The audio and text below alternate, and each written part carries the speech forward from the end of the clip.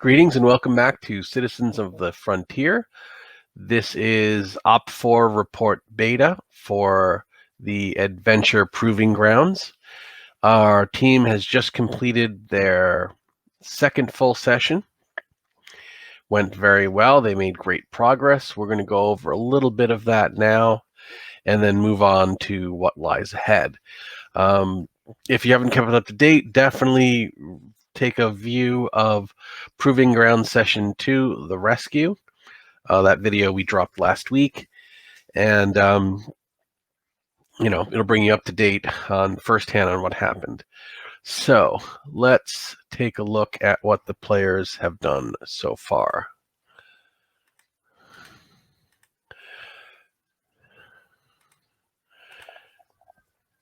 Okay, so here we have where the team landed, and session 1 put them just about here. At that time, they had detected the enemy camp. They moved on the enemy camp before the the southern picket line of hunters could return, and barely avoided the immediate patrol of the duelist. Came very close to being spotted. Overwhelmed the two Yazarian defenders at the camp, and were successful in freeing their target, the Yazarian prisoner. Hold on a second. Nivea, I believe her name is. So they celebrated, they partied, they brawled, they drank, they feasted. The next morning, the team left, leaving only the large landing platform remaining of their camp after dismantling it, and allowed you guys to use the radio and call in for your pickup. So Taldeshi was supposed to be parked here at this plateau just outside of the zone of operation for the the ritual, and did not pick up the radio. That's a source of great distress because the party is literally dozens of kilometers away from the plateau, and even then they have no way to contact the forest rangers, who would usually don't patrol this deep into the national park. So we ended session 2 with the characters basically stranded in this massive and quite frankly dangerous national park without any way of signaling for rescue, and no reply to the man who hired them. So here's what they have in store. The party is here. Where they were supposed to be picked up is here. What actually happened was, when the people who were here, and we'll get to them in a minute, saw the air transport circling the plateau, and this old clearing that was slowly filling in, and then finally heading north out of their view, they became very nervous that they were part of a forest ranger survey team. And the reason they became very nervous about the park rangers is because nestled here, just a few kilometers south of Lake Dagolo, is an illegal camp. Okay, so who are the people here? The people here are a criminal organization called the Snack Dragons, and they deal primarily in edible illegal narcotics. In this case, 2 drugs called gumdropes and cosmic nuggies. This is a large area camp with a false canopy, much like the hunting lodge. But here it's a drug processing farm where they are raising the animals that produce the toxins that can be processed into these into gumdropes, and the flesh of these creatures, which are called snugs, can be processed into cosmic nuggies.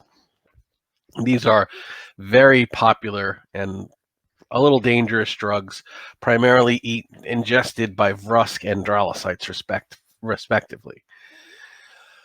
What they have done is Dervis that this was a forest ranger survey. Several of them went out on hover bikes, scaled the plateau, ambushed Pelgra, and captured him, hijacked and then transported the air transport to the base here. Currently, Pelgra is a prisoner, and they are questioning him, trying to get to the bottom of who he really is. They're not buying his story about some Yazarian rite. They believe that he is with the government and probably working with, some organization to try and find them. Now, luckily for him, the snack dragons aren't particularly murderous. They prefer, a lot of their leadership are Dralocytes, and they're not particularly violent. They're businessmen. If they can deal with things by cunning and bribery, they will do that. They're hesitant to murder him, but not that hesitant. A bigger problem is that they are sharing this space with an even more dangerous group called Black Nova. Now, Black Nova is renting a portion of the base. And they've walled it off, and they just want to be left alone, and they're paying the snack dragons a lot of money to just have their privacy and do their business. What they're doing is they're running a bomb factory here. They have a very talented bomb maker who's constructing devices for them with a two-man security team guarding them. Now, Black Nova does not want to give up their base. They do not want to move. They're very content here. And if that means killing this Yazarian and dumping him somewhere to preserve the location, the hidden location of their bomb factory, they'll do it. So after a few days, Black Nova will convince the snack dragons to kill Pelgra and dump his body thousands of miles away, crash the air car, making it look like he was nowhere near here. They are unaware of any of the goings-on here. Now, further complication.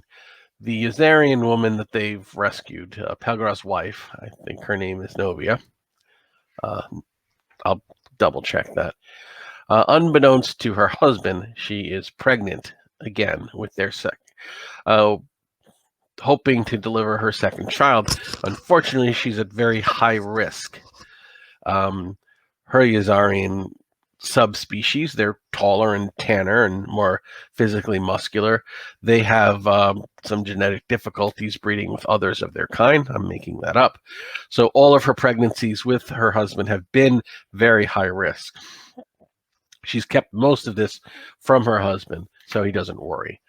She is very hesitant about crossing this expanse, fearing that she will miscarry her child. So what she is going to do is she is going to offer the investigators an exorbitant amount of money. She probably earns more than her husband, to go to the plateau, find her husband, and come pick her up. She will explain why if she has to. She's hoping she doesn't have to. But the thought of crossing this vast territory where they may be attacked by dangerous creatures while having a high-risk pregnancy is not something she wants to do. So the players will be setting out alone for the last known location of Pelgra, which was the plateau. And about this area are a herd of giant frilled spineworms, which are extremely large herbivores. They can range between 7 and 25 meters long, which roughly is the size of most sauropods. So I'll give you some scale. They look like giant inchworms with frills of horns and spines along the tops of their heads and the backs of their tails. They're mostly peaceful, but they do startle easily, and their spines, I believe, are poisonous.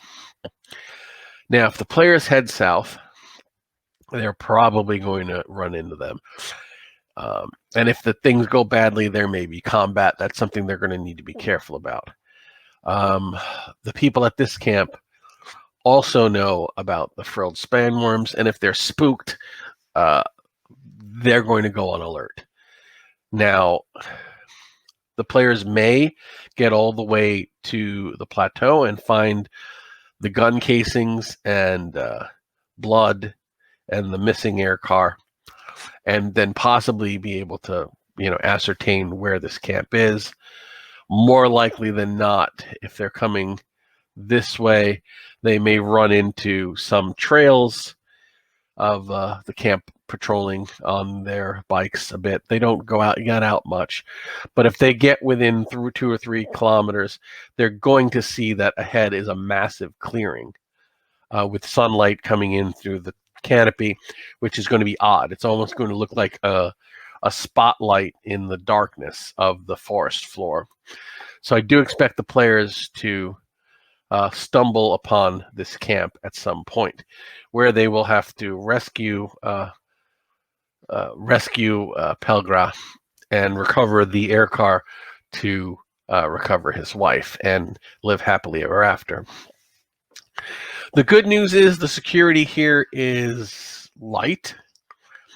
It consists of 3 security personnel of the Snack Dragons and a 2-man security team and the bomber for Black Nova. Black Nova won't try and defend the camp. They're going to flee as soon as shooting starts. We don't need to worry about the camp just yet. I don't know if the players in the next session they'll get through the frilled spineworms. They may get through the frilled spineworms and discover the camp, but I don't expect them to get much further than that. I expect dealing with the camp and rescuing their employer would be session 4 in all likelihood, but they may surprise me. And that is OP4 beta, where we are in the adventure, which is, as you're seeing, a 2-chapter adventure of rescuing her, and then a whole nother adventure unfolds where they have to get out of the Falov forest. I'll be dropping this. This will be dropped on December 30th. Wow, the year is almost over. And we will be playing again on January 6th, 2021. That's probably not going to drop until the next day. I don't think I'm going to be doing live broadcasts anymore. I'm pretty fond of the new intro and the exit stuff, and so I'll put some editing into the video and put that out after. And that's where we are. So thank you for tuning in. Be sure to hit the like video if you do like it, and subscribe to the channel if you are so inclined. Star Frontiers is live and well with Frontier Explorers. It's a free-to-download, pay-what-you-like fanzine filled with great articles by talented and enthusiastic Star Frontier fans. If you want to get physical copies, you can order them through DriveThru RPG. Links to both Frontier Explorer and their page on Drive-Thru RPG will be in our show notes. Thanks also to our patron, backer Jim Berrier, our original settler. If you'd like to be part of Citizens of the Frontier, please check out our Patreon channel. You'll find exclusive maps, art, content, stats. We've got the Death Shrooms up there, as well as the strike team for Clan Invia. And if should they encounter them, the stats for the frilled spineworms will go up. I also have a full write-up of the Stack Dragons, Black Nova, and the 2 drugs that they are processing in this base. So that's all content you can look forward to as being should you become a patron, a supporter of our Patreon. Okay, and that's all for now. Thank you for watching, and stay safe.